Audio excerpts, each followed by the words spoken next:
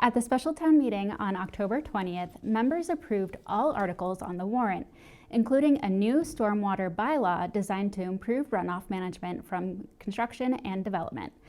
Due to a surge in water purchases from the Massachusetts Water Resources Authority, town meeting also passed a 46% increase to this year's water budget. At the center of debate was the agreement between the town and the Stephen Palmer Associates, also known as Crown and Shield. Some members expressed sympathy for tenants who must leave their apartments 6 months before the ground lease expires. Municipal producer Yu Xiao Yuan has the report. Despite some vocal opposition, town meeting approved the select board's request for $385,000 to fund the Stephen Palmer agreement, which requires tenants of the 28 units to move out by the end of October 2026, 6 months before May 3, 2027, when the town is scheduled to take back ownership of the property. Prior to the meeting, some tenants had shared serious concerns about the relocation, both during the Select Board's October 14th meeting and directly with town meeting members. We all received letters through the town clerk's office signed by many tenants who believed that they have until May 3rd, 2027 to remain in their units and are surprised that they're going to have to leave early. Many members who spoke against the agreement questioned why the building needed to be vacated early. I, in my heart, can't deny them. That's 6 months. I don't see with what they're asking for is going to be so detrimental to this town. These are our people. Can we adjust it to the May 2027 date? Is there a specific reason why we can't do that? During the presentation, Select Board member Marion Cooley said the move-out date was chosen because it aligns with the latest expiring lease among current tenants and provides certainty and fairness for all residents. Therefore, rather than having all tenants moving to month leases, with the idea that they could be asked to leave with 30 days notice or their rent may increase with 30 days notice, we bargained with SPA to extend all current leases to match the longest lease. Therefore, all tenants have a lease for an additional year, starting now, where they may leave at any time without other penalty. The ground lease does not require Stephen Palmer Associates to return a vacant building.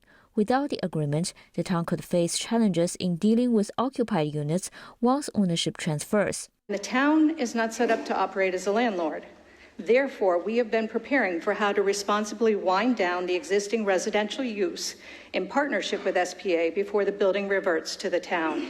Stephen Palmer resident Judith McIntyre said tenants had expected to move out by May 2027 and had been planning accordingly. We are not asking the town of Needham to be landlords.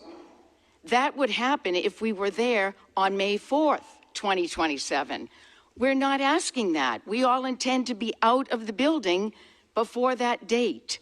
She also called it insulting that the agreement appeared intended to prevent tenants from staying beyond the ground lease. Do you really expect people, most of whom are over 70, some into their 80s, to squat after May 3rd, 2027? We'll be out. We're responsible citizens. The $385,000 would compensate Stephen Palmer Associates for lost rental income on the vacant units, as well as utility costs during that period. The payments to Crown and Shield will be made on a unit-by-unit basis, and there is a strong likelihood that not all of the $385,000 will be required.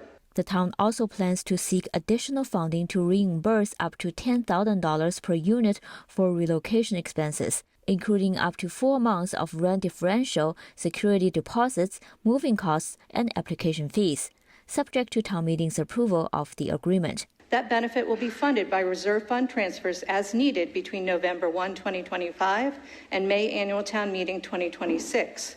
Then a recommendation will be made as to whether a warrant article is needed for this purpose. Using funds appropriated at last October town meeting, the town has hired Housing to Home, a resident engagement firm, to assist tenants in finding new homes. The town really is hoping that we can find a place that tenants will move by October 31, 2026, because it is important to the town to be able to get a vacant building back. However, tenants have shown little interest in those arrangements. Personally, I never expected the money. I won't take it. and I will find my own lodgings, as I'm sure a lot of people expected to do anyway. Although the building is not classified as affordable housing, it has long served residents over 55 at below market rents, ranging from $800 and $1,400 a month. We've talked for years about the need for more housing and affordable housing. Tonight, we're talking about people that live in it. We can't possibly just believe in concepts. We have to take care of each other. It's extremely difficult to relocate in Needham, particularly if you're on a fixed income. So give them the extra time to look. Don't add on the extra pressure. The appropriation required a 2/3 majority vote to pass. In the end, town meeting approved the measure with 135 votes in favor and 49 opposed. For Needham Channel News, I'm Yu Xiaoyuan.